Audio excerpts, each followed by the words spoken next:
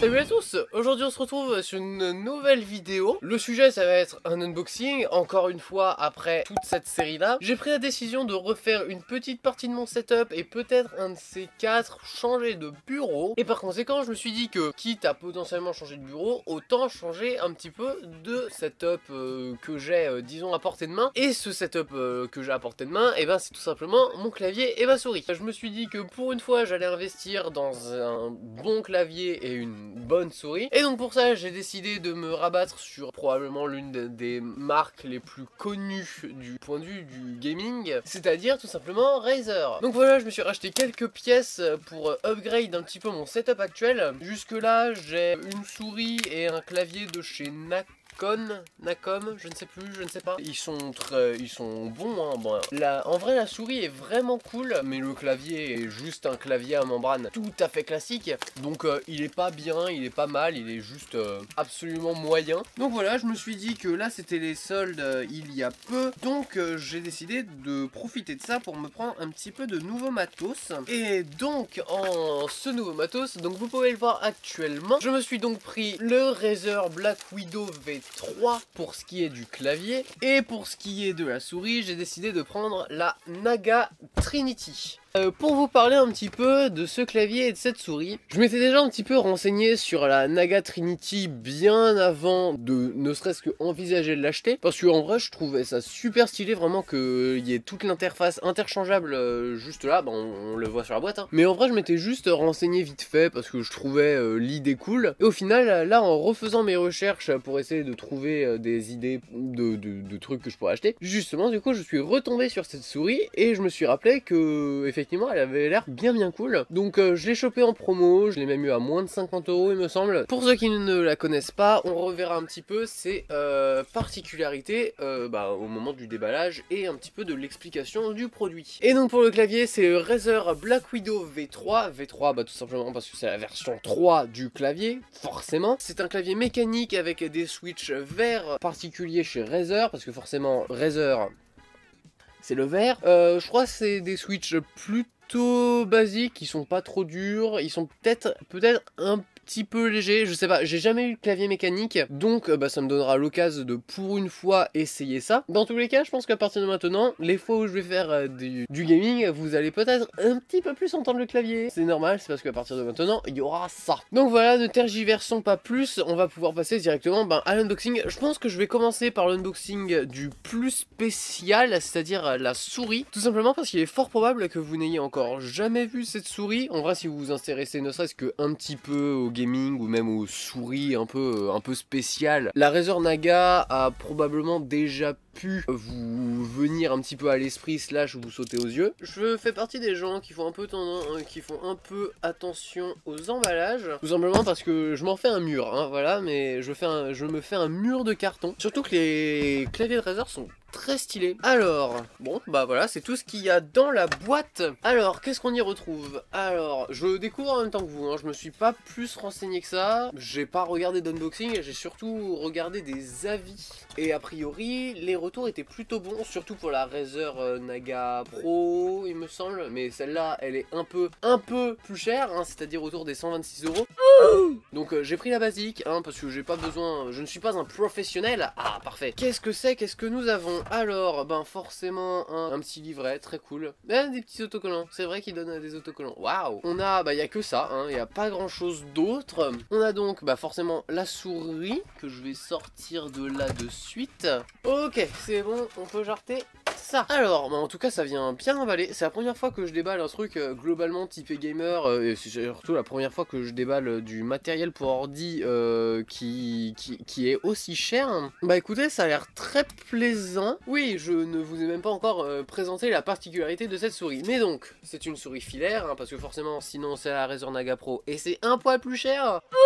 Donc c'est une souris normalement qui est assez précise. Après c'est du Razer et c'est du gaming, donc normalement c'est censé de base être assez précis. Et la petite particularité qu'a cette souris, c'est tout simplement les pads sur le côté, parce que donc vous pouvez le voir actuellement grâce à un petit zoom. Cette souris a la particularité donc déjà d'être vendue de base comme étant une souris avec 12 boutons programmables, ce qui est 12 boutons programmables plus les deux principaux, plus droite gauche de la molette, plus les des boutons de DPI. Enfin bref, le fait est que c'est vendu comme étant une souris avec beaucoup de boutons. Son argument, disons, de vente principale, c'est surtout ces 12 boutons, mais aussi le fait que normalement on puisse faire... Ok, donc du coup voilà, on peut enlever cette petite partie là sur le côté, donc la partie avec les 12 boutons, et on peut par exemple l'interchanger avec une partie avec seulement 7 petits boutons, et chaque nombre de boutons a plus ou moins sa particularité, c'est-à-dire que la partie à 12 boutons c'est plutôt fait pour les MMORPG, hein, c'est-à-dire le jeu qui demande le plus de raccourcis possible. Du coup le deuxième pad vendu c'est un pad avec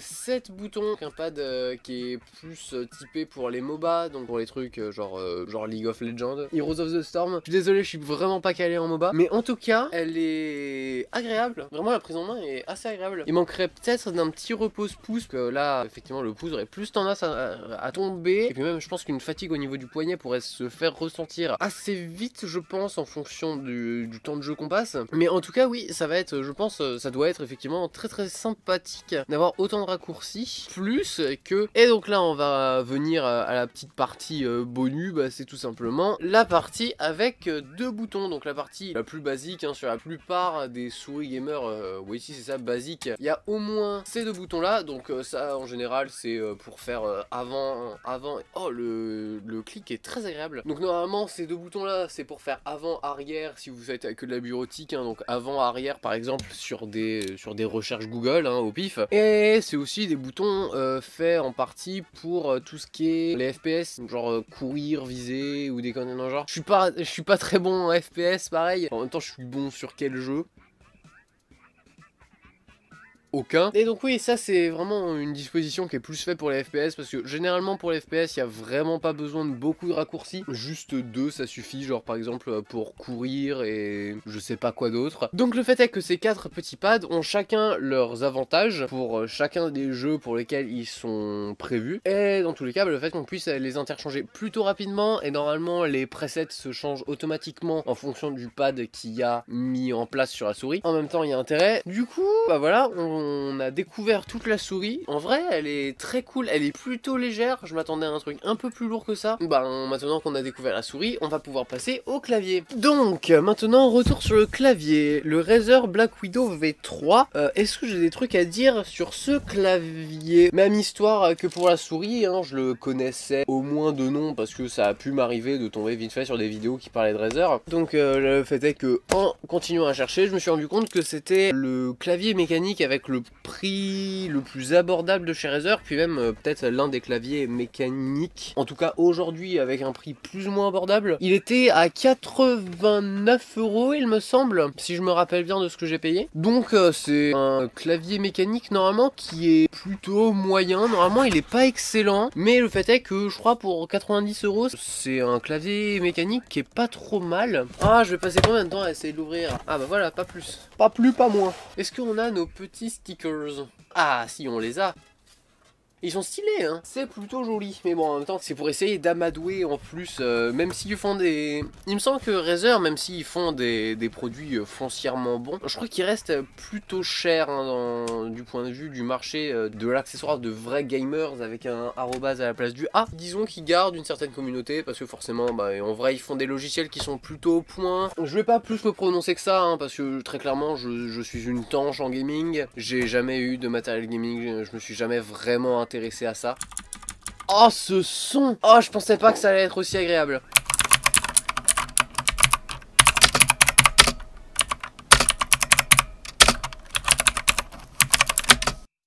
Bon, me voilà fort désolé pour ce petit inconvénient de tournage dû à ce son beaucoup trop agréable, mais je me sentais obligé de vous faire un peu d'ASMR, hein. Alors, voyons voir un petit peu ces switches tout verts, voilà. Et du coup, il y a vendu aussi avec un petit support, un petit repose-poignet. Le repose-poignet n'est pas aimanté ni rien, il est vraiment juste, il suffit de le poser, puis voilà. Après, c'est du dur, hein. C'est ni du cuir ni de la mousse, c'est vraiment full plastique. Donc c'est du dur, mais en vrai ça va, il a l'air d'être plutôt agréable. En vrai c'est pas un plastique qui fait cheap, ça va, c'est un plastique qui est vraiment super texturé comme vous pouvez le voir fort probablement. Et ouais, il a un toucher assez doux, donc en vrai ça va, il est agréable. Je vous ai même pas parlé de la petite spécificité de ce clavier, mais il a une petite molette multimédia ici qu'on peut régler pour faire ce qu'on veut. Si vous voulez que ça monte le son ou que ça le descende, vous pouvez faire en sorte que ça gère le son Si vous voulez que ça vous serve par exemple de molette annexe à votre souris, par exemple qu'il y en ait une qui gère le défilement vertical et une qui gère le défilement horizontal, normalement rien ne vous en empêche. Bon bah voilà, la partie unboxing est maintenant terminée. Je vais faire un petit test et vous montrer qu'est-ce que ça donne une fois que tout ça est allumé. Je vais vous montrer aussi un petit peu qu'est-ce qu'on peut faire avec Razer Synapse, qui est le logiciel avec lequel on peut paramétrer absolument tout avec tout le matériel de chez Razer. Donc bon, voilà, bref, c'est parti pour aller sur l'ordi et pour essayer tout ça. Nous voilà arrivés sur le bureau. Ça sera pas une partie très longue dans la vidéo, hein, parce que franchement, c'est pas une partie qui est super intéressante et venant tout juste de découvrir le logiciel, je ne pourrais pas vous faire un tuto, forcément, mais ce sera juste une rapide présentation de Razer Synapse et plus ou moins de qu'est-ce que ça peut rendre sur ce magnifique clavier. Mais donc je vais vous faire un rapide aperçu des préconfigurations qu'il y a et des potentielles améliorations ou paramètres que vous pouvez donner donc à vos différents modules. Alors vous pouvez le voir qu'il y a déjà pas mal d'effets rapides, ils appellent ça, qui permettent de faire des effets assez sympathiques. Donc là j'ai mis le feu. Je précise qu'à la caméra vous devez pas très bien le voir parce que dans tous les cas pour filmer j'ai besoin d'un peu de lumière et si j'ai pas de lumière vous le voyez pas. Donc du coup voilà, le feu ça doit être l'un de ceux dont je préfère le rendu, mais après il y en a des très stylés comme le circulaire qui fait exactement ce que vous pensez. Cycle de spectre, bah c'est très simple, hein, ça va alterner d'une couleur à l'autre. Voilà, du rose, du rouge,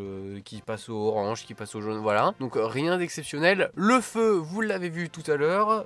Influence de l'environnement, c'est un effet que j'ai trouvé assez stylé. Donc par exemple, ici vous voyez peut-être pas très bien que par exemple le haut est globalement gris et que ici on a un genre de vert. Et par exemple, si je fais en sorte que ça change de couleur, hop, et ça fait une sorte de mini extension de la couleur de l'écran. Et quand je l'ai découvert, j'ai trouvé ça beaucoup trop stylé. Donc forcément quand vous devez regarder des vidéos ou des trucs dans le genre, ça doit vraiment donner un petit truc en plus. Ondulation, c'est très simple.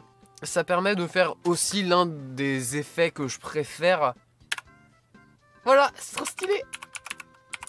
Bon après bien évidemment on peut régler la couleur, hein. Donc par exemple si je veux du bon rouge, le bon gros rouge.